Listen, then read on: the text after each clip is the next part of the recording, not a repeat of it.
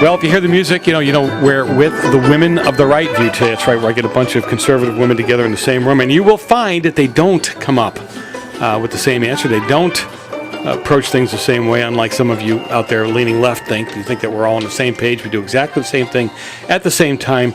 Apparently, you live in another universe.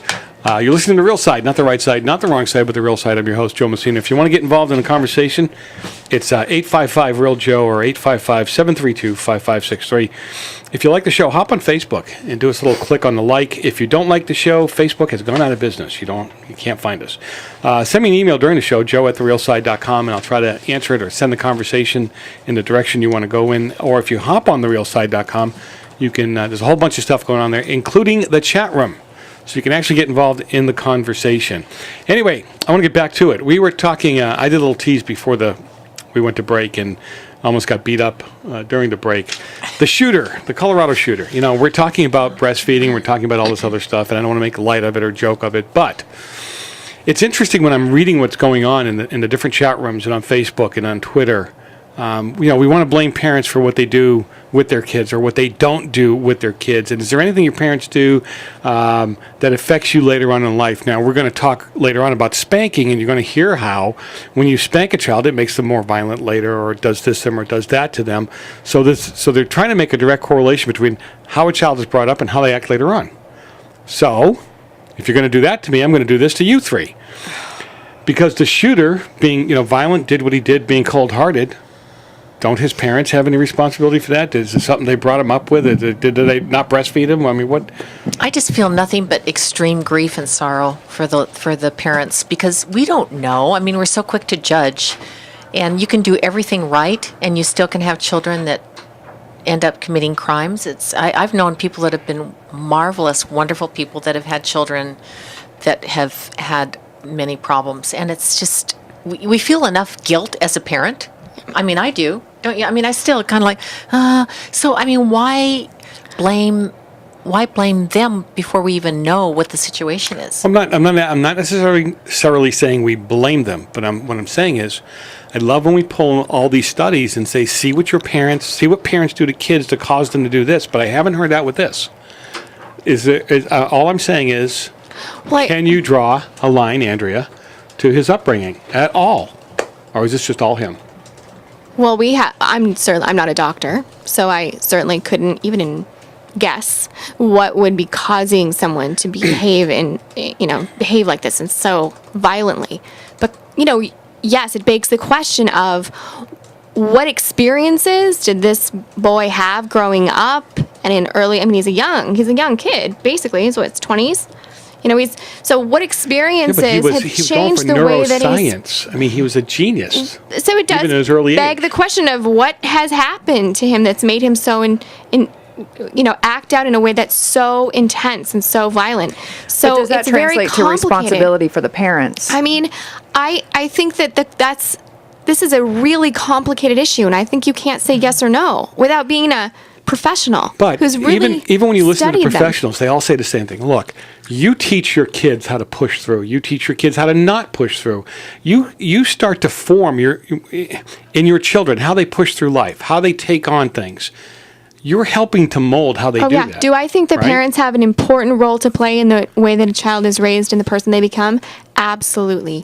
No question. Okay. Yes, and I take that job as a parent very seriously, and I think most parents do. Well, it's like children that are abused very often grow up to become abusers. Mm-hmm. So we can understand that, yes, there are facts. So there's a direct line.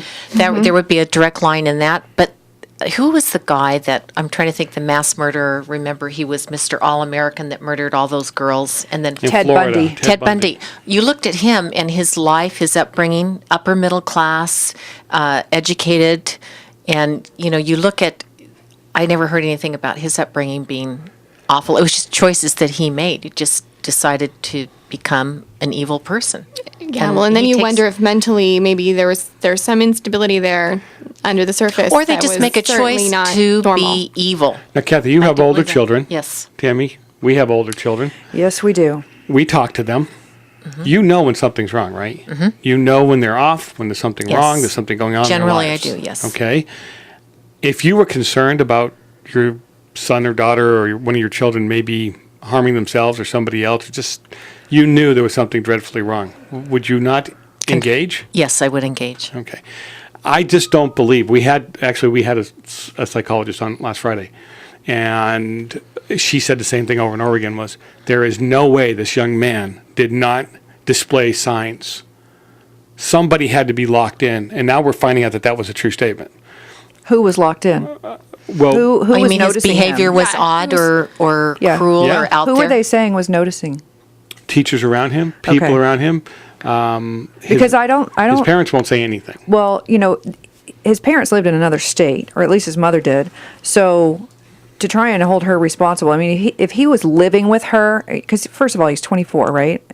If he was living with her, I would expect, hopefully, that she would notice some signs too, unless there was something not quite right with her.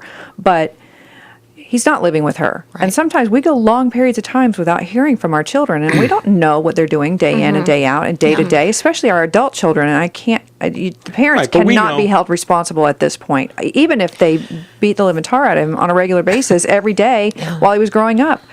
You have to learn how to come out of your circumstances. And who's to say that it's, like you say, we always want to say it's a mental something or other going on. Maybe not. Maybe it's just a choice that he thought, this is my chance to be famous. And I mean, I don't know. We're always so quick to say they're mentally. Or it may be some instability. Who knows? It doesn't really matter. The guy is an adult at this point. He's 24. Yes, maybe the teachers should have, maybe they did have him red flagged as, to keep an eye on, but maybe he didn't really show any violent tendencies. Were they supposed to flag him and say, hey, somebody needs to keep an eye on this guy, or call the police and go check his apartment because he seems kind of weird? Well, that's a violation of civil rights. Now, the counselor he saw said that he had made a comment that he sometimes either daydreams or kind of envisions himself up at the clock tower shooting people on campus. Then And- he had a responsibility to report Well, that. here's what he said. He said, I looked at the guy and I thought to myself, no, he's a clean cut, down to earth kind of guy, and he's just having one of those thoughts. See, he might have some responsibility. I Maybe think he's so, too. questioning himself now. I But would think agree with about that. it. Think I would about how many people say very extreme things in a, that they just don't mean. Like, man, I'm gonna just wanna if you- kill you. You know Yes. what? Uh-huh. That is a great point, and I think I see young people do that all the time, and this is an important lesson then in that, because Yes. be careful what you say. Words are powerful. Words are incredibly destructive. So don't think that you can say, and this also goes online. I see this on social media all the time. If he breaks up with me, I'm gonna kill him. I mean, that's really not real. language that is strong and really ridiculous, and it can hurt. It's damaging. It can be violent and it's dangerous. And I think this is a great lesson for young people, that be careful what you say and choose your words carefully, because these are also thought. You're having thoughts and they turn into words, and that turns into action. I mean, that's just.